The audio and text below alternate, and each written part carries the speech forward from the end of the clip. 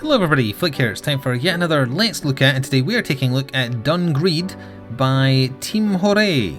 And you may not be able to tell, but this is actually my third attempt at this intro, and you might be thinking that's because I have a puppy who is currently sleeping behind me, but no. First time I just messed it up, second time my phone started ringing. So here we are anyway, and it's an interesting time to be into roguelikes, rogue games, whatever you want to refer to them as that doesn't offend your sensibilities, because there's a bunch of really good ones coming out right now, and Dungreed actually kind of slipped me by, and I think partially because of that is I believe it's made by a Korean company who is perhaps not doing a lot of Western PR or going through Western PR companies in the indie scene. So I hadn't really heard about it until I heard like the scuttlebutt via my stream chat, who said, "Hey, have you heard of Dungreed?" And I was like, "No, what's that?" And they said it's a 2D roguelike. It's a bit similar to Rogue Legacy, which is a game I really liked. It's a bit similar to Gungeon. It's a bit similar to Isaac, obviously games I like. So I was like, oh, okay, I'm going to go check this out. After that stream, I went and checked it out. I was like, wow, this looks like something I'm going to be very interested in. So I bought it, and I played it for about 3.5 hours on stream now. And I like it a lot. It has some eccentricities. It has some things that just flat out don't make sense, but it's actually very fun to play. So let's jump into my game in progress. Oh, there we go, 3 hours 40 to be exact. I've reached the 9th floor, which is the third boss. I haven't been able to beat the third boss. I had a really good run on the most recent stream I played this, and it just wasn't quite good enough. But anyway, also to get something out of the way immediately, I'm using mouse and keyboard, so you'll be hearing me like click a lot with my mouse. A lot of negative Steam reviews are based on the very bizarre key bindings for using a controller.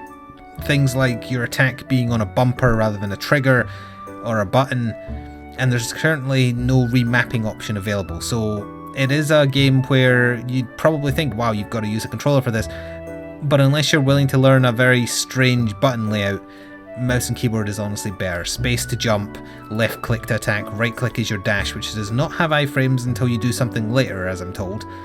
WASD to move, and kind of like F to interact with people. I find the controls work also to change weapons, because you can equip 2 weapons, you mouse scroll. There is a keyboard button, but I didn't find it very intuitive, so I find that just scrolling the mouse wheel was a lot better. But anyway, the story is you're a hero coming to this village where a dungeon has spawned and basically devoured the town. The town was looking in a much worse state. Prior to me doing some runs, you get some gold, and you can rebuild stuff. Still haven't rebuilt up here. You have to rescue NPCs first, and then pay to rebuild their building, and then they open up a service. Like for instance, this lady here, who is one of the first NPCs you'll find, lets you level up. But we'll worry a bit more of that once we've actually done a run. This is just a random NPC. I don't know why they have antlers. Also, this dog now follows me around. This is our blacksmith who kind of builds stuff, and the dungeon itself is it's at the red line on the map up here. Top left, level 22. That's my HP. That's the dash bar. I'm very close to unlocking a third dash, which I think if I had it prior to my most recent really good run, I would have beat that boss, and I'm kicking myself. Anyway, I've unlocked a blacksmith who, before going on a run, will give me a free item. I believe that is the exact item I'm using, is it not? Oh wait, no, it's not. Never mind. It is just a better version of the sword I'm using, so we'll unequip that, and then we'll equip the gladiator, because it has a power on it, so I can use willpower of the gladiator to give myself a power increase, which is damage, by pressing Q. Alright, so that's good. I will take that. Also, if you want to do like a very Isaac-esque thing, what you can do is press C, and you basically bring up what in Isaac was originally referred to as missing HUD, but then was called found HUD. And you can see very specifically what your stats are. Oh, there shouldn't be a line prior to attack speed there. Also, I really wish it would just say hunger, not satiety, because I'm not 100% sure that's a word, but it's hunger. Or fullness, I guess. It's how sated you are. But it's a very awkward word. I kind of wish this had a little bit less opacity, so that it was kind of semi-see-through, similar to Isaac, or maybe just a bit more scrunched up, just so it's not obscuring so much of the screen. Because I wouldn't mind having my stats up, but it gets too much in the way when we're actually fighting, so I am going to leave it off. But we can have a look at it if we get something to increase our stats. Before going on a run, we can also choose to buy some items to give us a bit of a head start. How much gold do we have? Almost 1,500. I'll buy the Ring of Midas because that just means in the run we're going to get more gold. When you end a run, all your equipment gets stolen from you, and I think about like 75% of the gold you earn gets stolen by the dungeon. Anyway, let's go down, and you'll start to hear some of the awesome music in the game. Entering the dungeon. The music is fantastic, particularly the boss music. But anyway, it's a procedurally generated game, and I guess I don't have many negatives to discuss about Dungreed, so let's just get them out of the way. The procedural generation is somewhat limited. It's not unheard of for me to get the same floors the same rooms every floor rather, just perhaps in a different order. Actually, I think the game also in general just has a lot of Flint Hook to it, but it's much better than Flint Hook in my opinion. But yeah, in terms of negatives, like I'm going to place a bet actually. Either on this floor or the next floor we will get a room where it's a kind of like a snake shape, so it kind of goes like that, and like that. And then in the middle bit, if you're following my imaginary description here, there's an environmental hazard that shoots down every so often, and a big skeleton and a small skeleton spawn.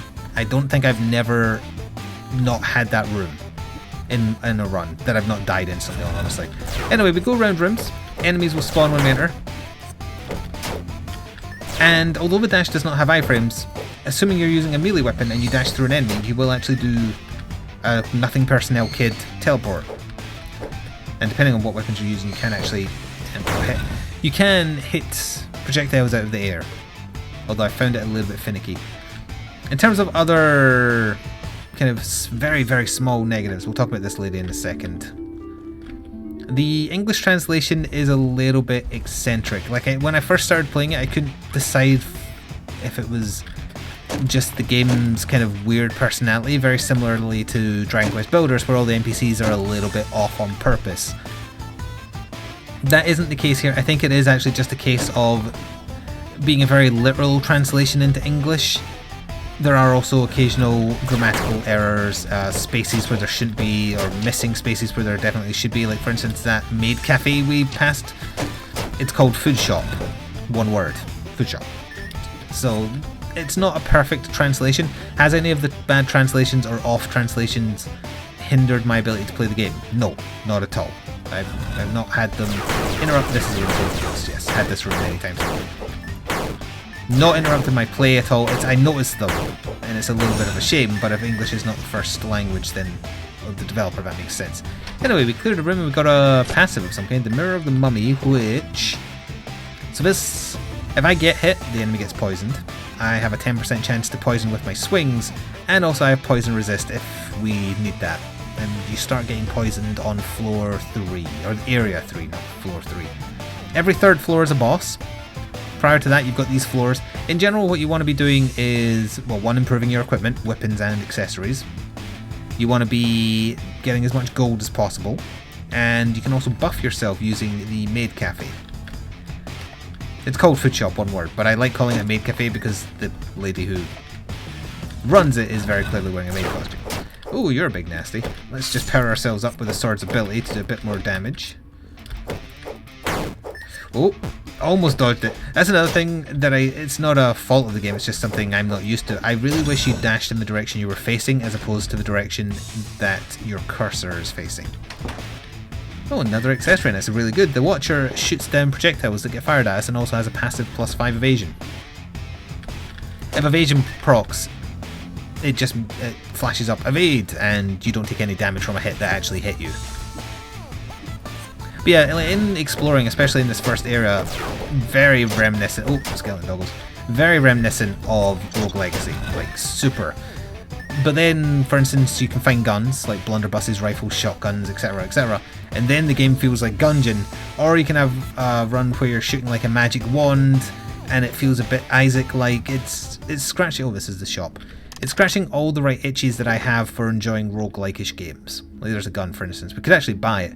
The matchlock, in particular, it has a very weird firing style. I'm not sure. What do these do? Oh, ignore spike damage. I'm very, very tempted. In fact, I'm going to buy them because I often walk into spikes.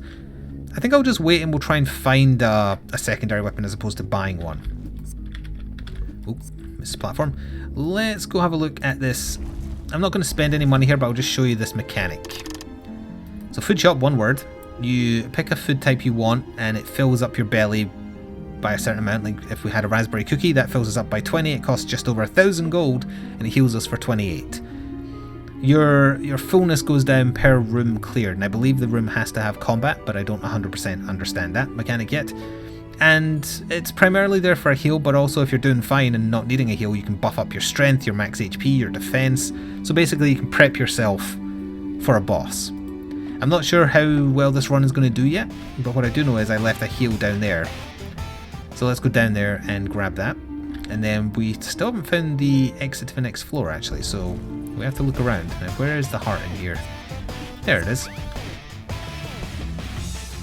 I think also to do with it not originally being an English game, it's available for a very strange price. It's not early access or anything like that. It is fully released, although it is still being patched based on feedback from customers.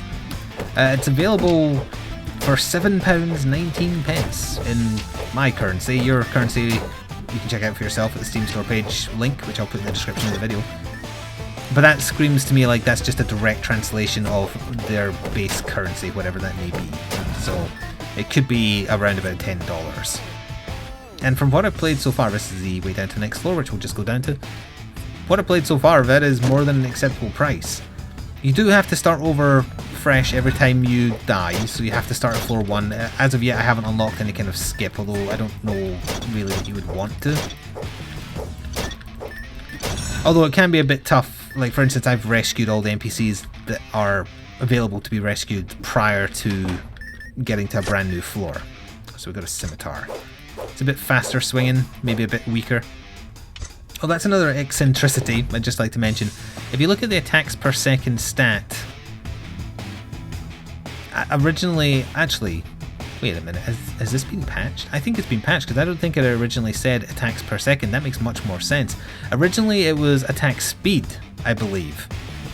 Yes, it was. They patched it. It said attack speed. So my natural assumption was the lower the number, the better, because it would swing more often. But what it actually meant was what it now says, which is attacks per second, which means the higher the number, you're swinging... No, wait, that still doesn't make sense, because the higher the number, you swing faster. It's still terribly confusing. Yeah, the higher the attack per second number is, the faster you actually swing the weapon.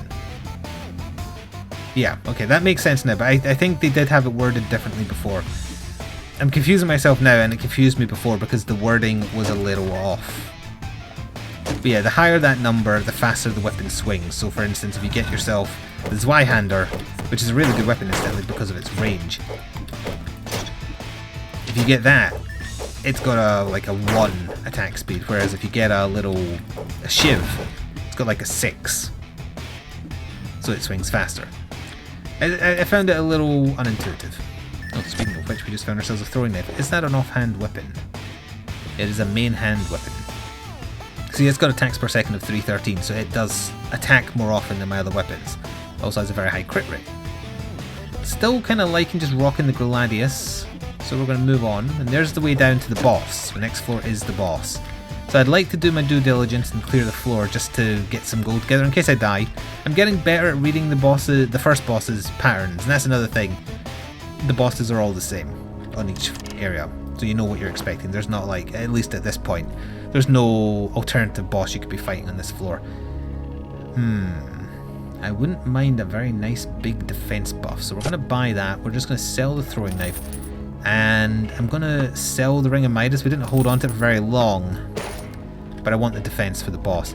And before we fight the boss, it would behoove us to find the maid cafe on this floor so that I can buff up my, I don't know, like attack, I guess. I find kind of blitzing down the first boss works best. We also haven't found that room I said I guaranteed it we'd find, so to make myself not look like a liar, we have to find it. This honestly would be the first time I haven't seen it if we can't find it on this floor. Oh, I got stunned. That's another thing, you do not have iframes. At least not yet. Eventually you might be able to get some. But if you get hit and then get hit immediately after, you're taking 2 hits. Is that another Gladius? Yes, it is. Sadly, you can't dual wield them. You can dual wield. You can get offhand weapons, which you can put in your hand instead of a shield. and my most successful run was actually making very good use of the offhand weapon mechanic. And also weapon switching, as it happens. I don't want to spoil it in case you haven't seen it, but if you want to see me play a lot more runs than you're going to see here, because I'm going to have to keep this a little bit short, in case a certain little puppy behind me decides to wake up. There will be VODs in the 2008 livestream VOD playlist, if you're curious. Just look for the ones with Dungreed in the thumbnail. Is that the floor cleared? No. I was going to say definitely not, because we haven't found the cafe yet. Gotta get my eats. That is not saving us any time teleporting over here. Occasionally it does have the Gungeon thing where you can go like 3 or 4 rooms without a teleport for no apparent reason. So you end up having to walk a little bit. Oh, I killed them with the nothing personnel dash. Oh, and I blocked. That was the shield kicking in. Ow. Unfortunately, we are going to need to buy a heal from the cafe. Oh, there was an archer behind me. I didn't see them.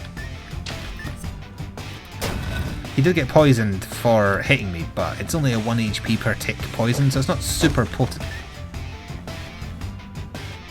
This altar, I'm not sure. I know I can do something with this, and I know something will happen once I fill it enough, but I don't want to show it here in case of spoilers, so we'll just ignore it. Where is this maid cafe? It's up there. It has to be to the right up here.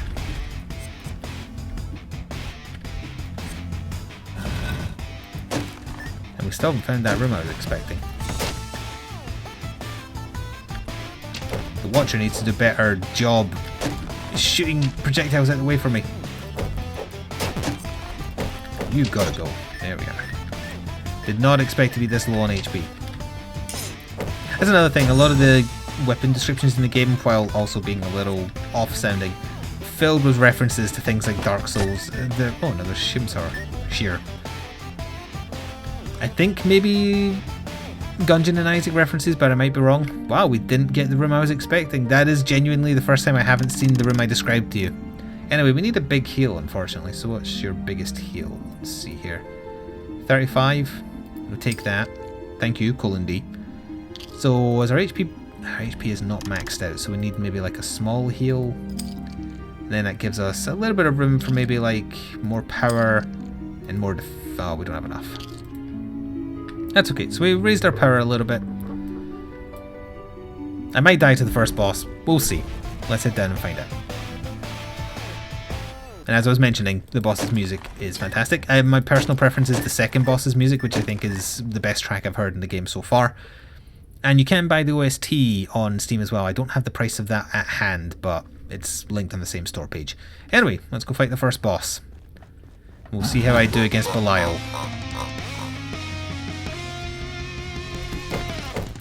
Oh, he's doing the laser hand thing first. And then the blades. Infinite blade works. Oh, you've got to be fast. Oh, I didn't stay in there long enough. He is poisoned now, though. Honestly, he hasn't done his most annoying attack. Oh, no, he is. This is very Rogue Legacy, this attack, though. Oh, I jumped too high that time. We are going to kill him, because he's only hit us like a couple of times.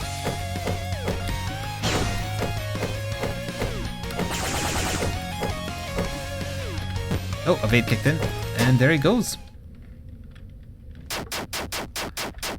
Yeah, I'm getting better at fighting him. Like, if you watched the first time I streamed this, he kicked my ass 3-4 times. But then I kind of learned what to do when he attacks. You get a full heal when you beat a boss. Oh, I've had this weapon before. It's called Sword of Vine.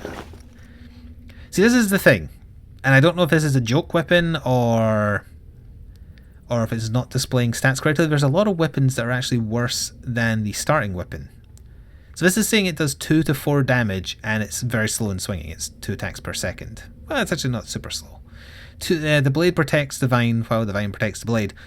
Its main thing is it's plus 30% poison attack, but does that make up for the fact that it's super weak? I don't know. Let's actually find out. My gut feeling is it's just not displaying its correct weapon damage, maybe? Because I don't understand why this is better if indeed it only does... Yeah, that... Oh, see, there you go, yeah. That is not an accurate stat description. Because what it actually does... Although I'm not sure how you would be able to say this. Yes, it does 2 to 4 damage, but it does not attack twice per second. One swing is about 6 different attacks that all do 2 to 4 damage.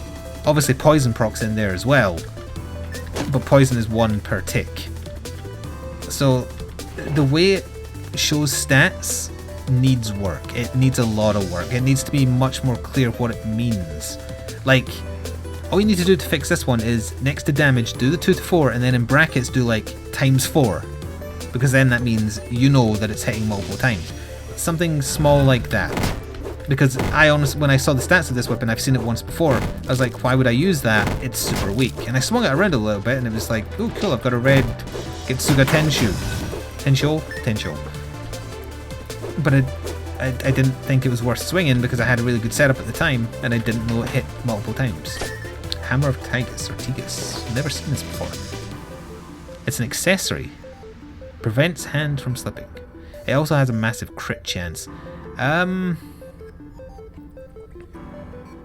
Give up 3 to... We're moving slow because of its armor, so I'm thinking maybe get rid of the Watcher and put on the Hammer. So now if I get a bunch of crits, that could make this sword even better. Oh, there's the way down to the next floor. The yellow numbers are crits, incidentally.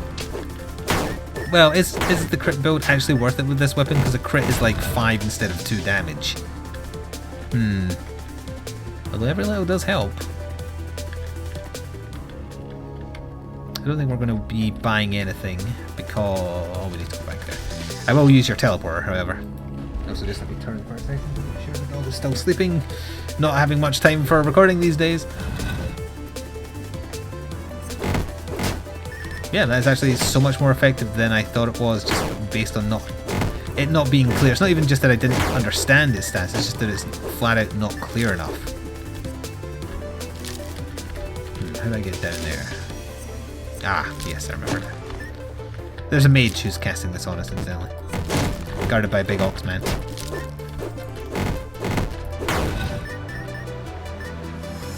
Beware of the poison Christmas tree of Nurgle's wrath.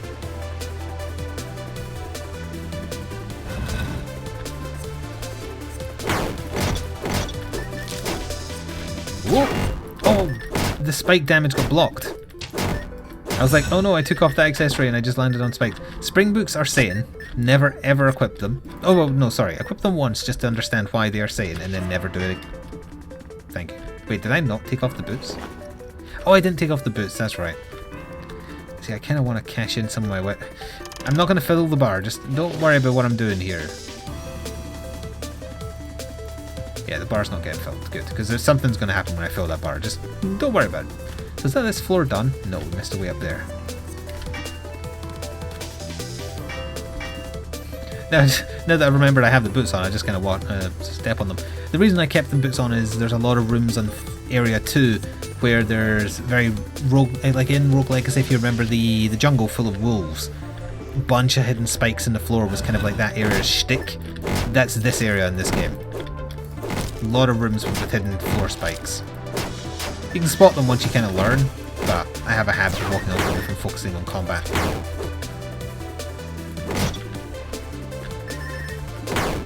Ooh.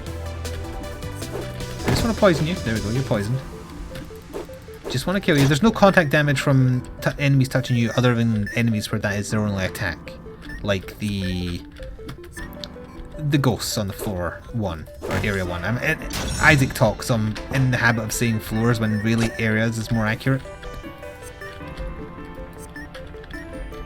Even Gungeon floors is accurate as well. But in this, it's 3 floors to an area, so it's more like Spelunky in that sense. Yeah, those ghosts, they only do damage from touching you, so they do have contact damage, but if I was to leap right into this bat, assuming it isn't shooting at me, it doesn't do anything. In fact, I hit him because of the teleport damage.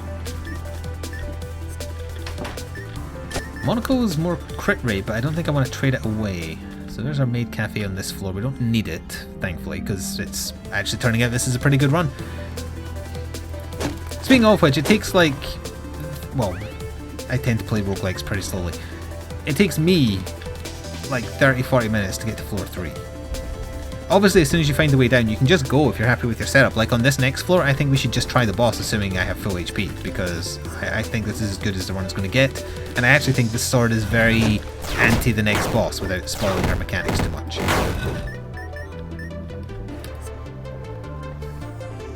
So yeah, we just want to...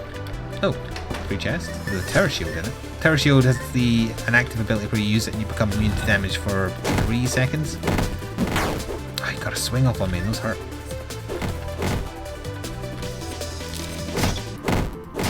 Oh, there's a boar. But if I was to die, like right now we've got... Oh, there's still battle. I was about to check how much gold we have. I've got to have at least like 15k, let's say. But if the run was to end right now, I'd probably still only end up with like 10% of that. Because the dungeon steals most of what you earn, as I said earlier.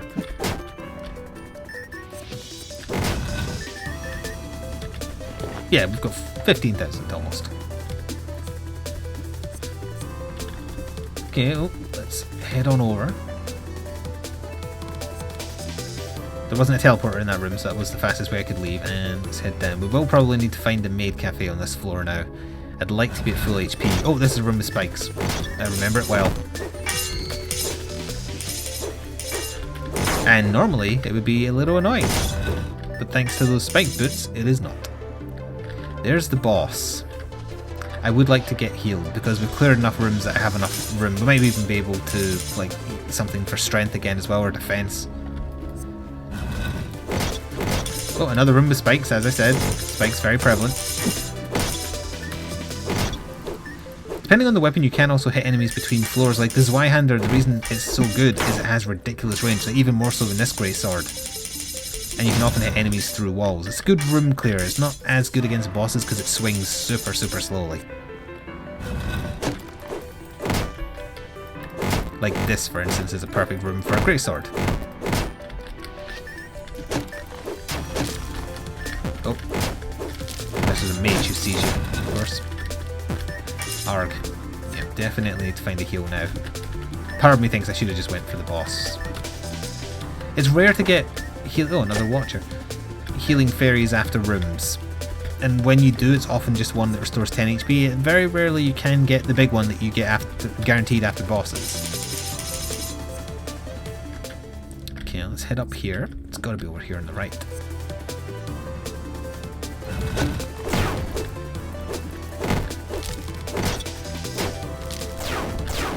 Almost jumped into that, didn't I?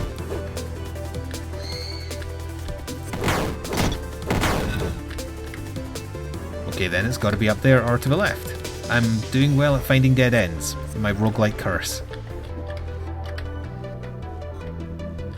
I do have some stuff to burn. It might fill the altar though. Nah, it's not gonna. Well, I think that would fill it. I don't know what happens when you do this. I guess I'll just throw out a spoiler warning because you have to get to the third area to unlock the NPC that lets you do this. I'm really curious what happens. We've got a good run here, so...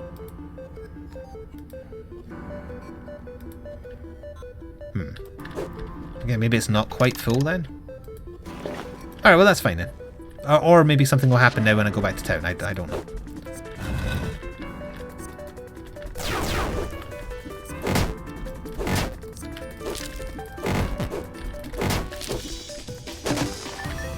It's probably in the next room, because I imagine we're nearing the end of this floor. I accidentally did a full clear, how very like me.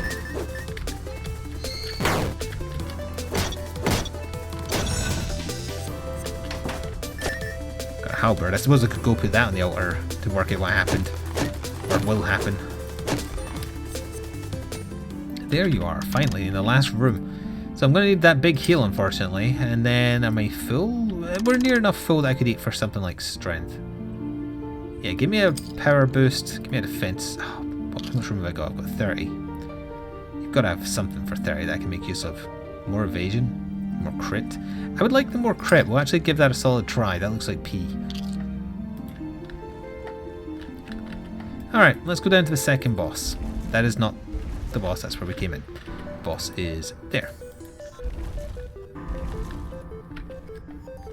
And I think after we fight the second boss, I don't want to spoil too much more. Again, if you want to see the third floor, I've gotten there on streams.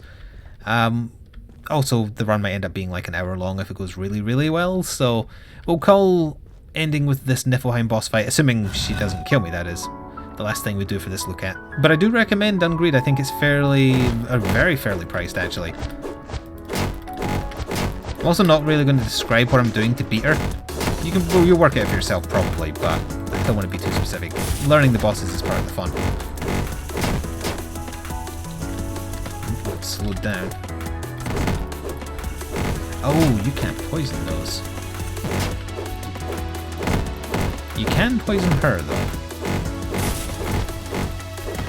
So I just got a text message, so yes, it will be a good time to end after this. But I love the music to this fight.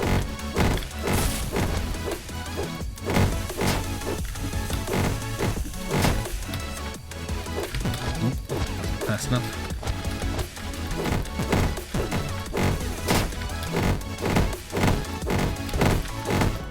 Got her. Sorry for my intense clicking there.